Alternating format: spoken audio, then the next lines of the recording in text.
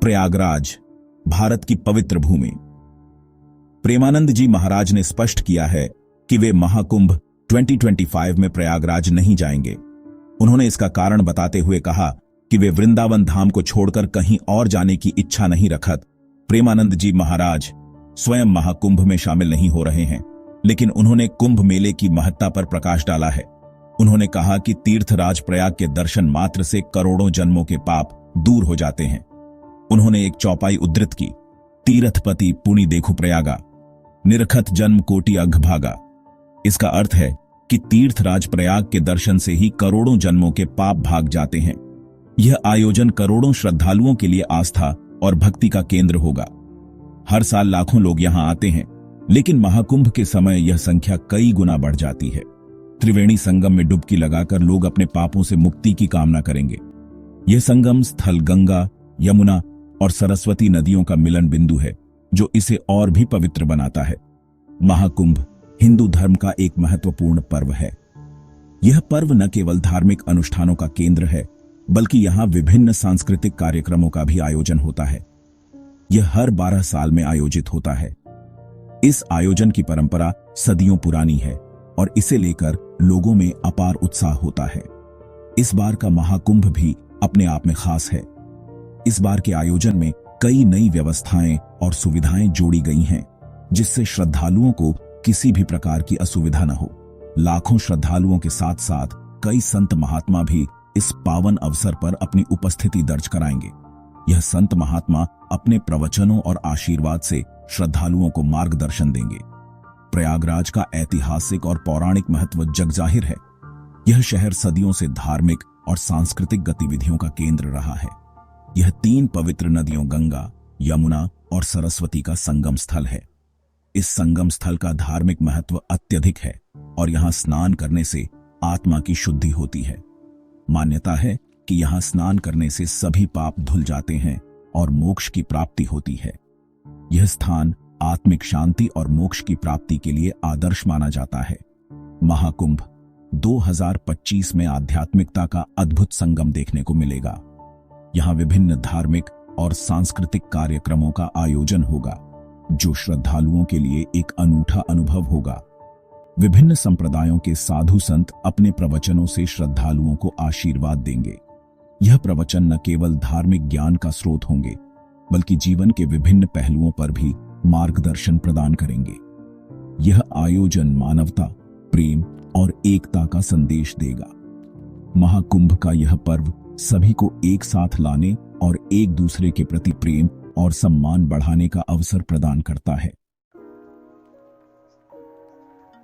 स्वामी प्रेमानंद जी महाराज अपनी सादगी और ज्ञान के लिए जाने जाते हैं। उनकी वाणी में एक अद्भुत शांति और गहराई है, जो सुनने वालों के मन को छू जाती है। उनके प्रवचनों में जीवन के गूढ़ रहस्यों का सरल और स्पष्ट वर्णन होता है, जिससे हर कोई प्रेरित होता है। उनके अनुयायी उन्हें एक महान आध्यात्मिक गुरु मानते हैं। स्वामी जी के अनुयायी न केवल भारत में बल्कि विदेशों में भी फैले हुए हैं। वे अपने अनुयायियों को सच्चे मार्ग पर चलने की प्रेरणा देते हैं और उन्हें जीवन के हर पहलू में संतुलन बनाए रखने की शिक्षा देते हैं। स्वामी जी हमेशा सामाजिक बुराइयों के खिलाफ आवाज उठाते रहे हैं। उन्होंने कई बार समाज में व्याप्त अंधविश्वास, जातिवाद और अन्य कुरीतियों के खिलाफ अपने विचार प्रकट किए हैं। उनके अनुसार समाज में बदलाव लाने के लिए सबसे पहले हमें अपने भीतर बदलाव लाना होगा। इस बार स्वामी जी ने महाकुंभ 2025 में शामिल न होने का निर्णय लिया है। यह निर्णय उन्होंने अपने अनुयायियों के साथ विचार विमर्श के बाद लिया है। उनका मानना है कि इस बार महाकुंभ में उनकी उपस्थिति से अधिक महत्वपूर्ण है कि वे अपने आश्रम में रहकर ध्यान और साधना करें। उन्होंने कहा है कि वह अपने आश्रम में रहकर ही श्रद्धालुओं को आशीर्वाद देंगे। उनके अनुसार आश्रम में रहकर वे अधिक ध्यान और साधना कर सकते हैं, जिससे वे अपने अनुयायियों को और भी अधिक आशीर्वाद और मार्गदर्शन दे सकेंगे। स्वामी जी का मानना है कि सच्ची भक्ति भीड़ में नहीं, बल्कि मन की शांति में होती है। वे हमेशा अपने अनुयायियों को आंतरिक शांति और संतुलन की ओर प्रेरित करते हैं। उनके अनुसार जब मन शांत होता है, तभी हम सच्चे अर्थों में ईश्वर का अनुभव कर सकते हैं। वह कहते हैं कि ईश्वर हर जगह है, उन्हें पाने के लिए कहीं जाने की जरूरत नहीं है। स्वामी जी के अनुसार ईश्वर को पाने के लिए हमें अपने भीतर झांकना होगा और अपने मन को शुद्ध करना होगा। यही सच्ची भक्ति का मार्ग है। हालांकि स्वामी जी महाकुंभ में नहीं जा रहे हैं, लेकिन उन्होंने अपने अनुयायियों से शांति और सद्भाव बनाए रखने की अपील की है। उनका मानना है कि शांति और सद्भाव से ही समाज में सच्चा परिवर्तन लाया जा सकता है। उन्होंने अपने अनुयायियों को यह संदेश दिया है कि वे हमेशा प्रेम और करुणा के मार्ग पर चलें। कुंभ मेला हिंदू धर्म का एक महत्वपूर्ण पर्व है। यह पर्व हर 12 साल में एक बार आयोजित होता है और 4 स्थानों पर बारी बारी से होता है: हरिद्वार, प्रयागराज, उज्जैन और नासिक। यह आस्था, भक्ति और त्याग का प्रतीक है। कुंभ मेले में लोग अपने पापों से मुक्ति पाने और आत्मा की शुद्धि के लिए आते हैं। लाखों श्रद्धालु दूर दूर से पवित्र नदियों में डुबकी लगाने आते हैं। यह माना जाता है कि इन नदियों में स्नान करने से मोक्ष की प्राप्ति होती है। स्वामी प्रेमानंद जी महाराज के अनुसार कुंभ मेला हमें आध्यात्मिकता का मार्ग दिखाता है। यह हमें जीवन के गहरे अर्थ को समझने और आत्मा की शांति पाने का अवसर प्रदान करता है। यह हमें सांसारिक मोह माया से दूर रहकर ईश्वर की भक्ति में लीन होने की प्रेरणा देता है। यहाँ लोग ध्यान और साधना के माध्यम से आत्मा की शुद्धि करते हैं। यह मेला हमें एकता और भाईचारे का संदेश देता है। यहाँ विभिन्न पृष्ठभूमियों के लोग एक साथ आते हैं और एक दूसरे के साथ प्रेम और सद्भाव से रहते हैं। यहाँ सभी जाति धर्म के लोग एक साथ आते हैं और एक दूसरे के साथ प्रेम और सद्भाव से रहते हैं। यह मेला हमें सिखाता है कि हम सभी एक ही मानवता के हिस्से हैं। कुंभ मेला भारतीय संस्कृति और परंपरा का अद्भुत उदाहरण है। यहाँ विभिन्न सांस्कृतिक कार्यक्रमों और प्रदर्शनों के माध्यम से भारतीय संस्कृति की झलक मिलती है। यह हमें अपने धर्म और संस्कृति पर गर्व करने की प्रेरणा देता है। कुंभ मेला हमें हमारी जड़ों से जोड़ता है और हमें हमारी सांस्कृतिक धरोहर की याद दिलाता है। महाकुंभ 2025 में कई पवित्र स्नान तिथियां हैं। इनमें मकर संक्रांति, पौष पूर्णिमा, मौनी अमावस्या और बसंत पंचमी शामिल हैं।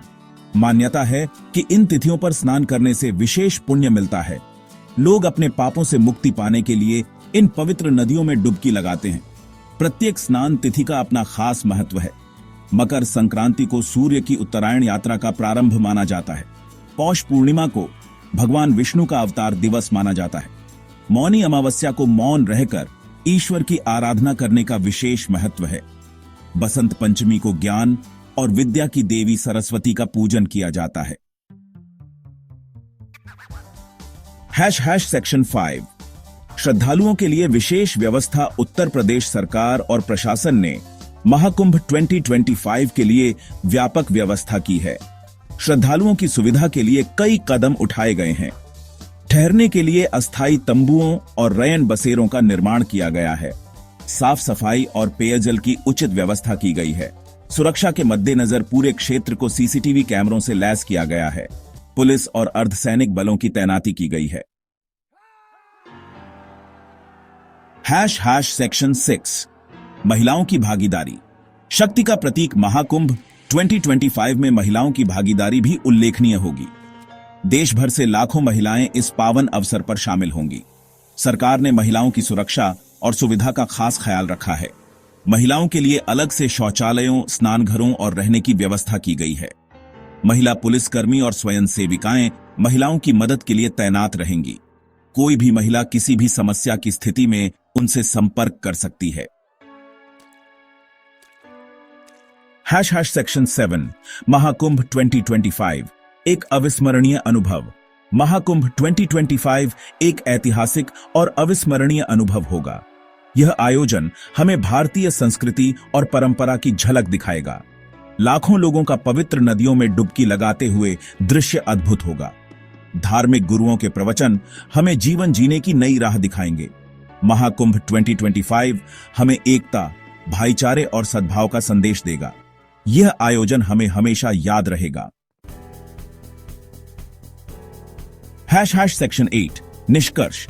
आध्यात्मिकता की ओर एक कदम। महाकुंभ 2025 हमें भौतिक जगत से ऊपर उठकर आध्यात्मिकता की ओर बढ़ने की प्रेरणा देता है।